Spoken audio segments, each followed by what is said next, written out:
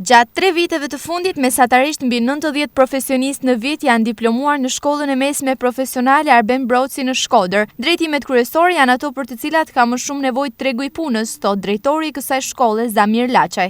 Këto janë në drejtimin e shërbimit të transportit, e cila ka 20 persona të cilë do të diplomohen si vit.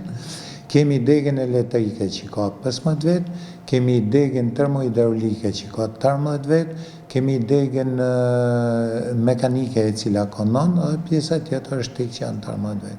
Sipas gjurmimeve që shkolla bën për ecurinë e mëtejshme të diplomuarve, rezulton se janë më shumë se 15% e tyre që nuk deklarojnë të jenë zyrtarisht të punësuar për arsye personale. 14% e tyre kanë emigruar, por është një numër që ka ardhur duke ulur. Nga 90 maturanta që janë gjurmu nga shkolla, ne kemi të dhënë që 21% e tyre kanë shku në universitet, kanë një shkollën e lartë, në shumë profile të zanateve të cilët ato si drejtime që kanë marrë në shkollë.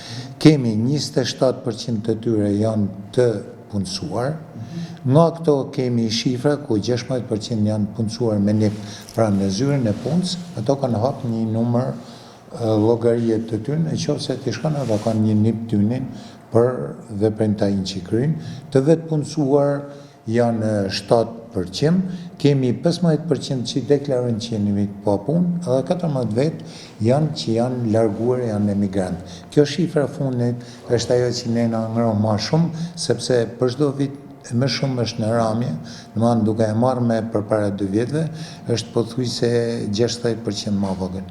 Shkolla mesme profesionale Arben Broci në Shkodër ka 432 nxënës të shpërndarë në 7 degë. Degët më të preferuara janë mekanik transporti me 161 nxënës, elektroteknik me 88 nxënës, termohidraulik me 72 nxënës dhe TIK me 47 nxënës.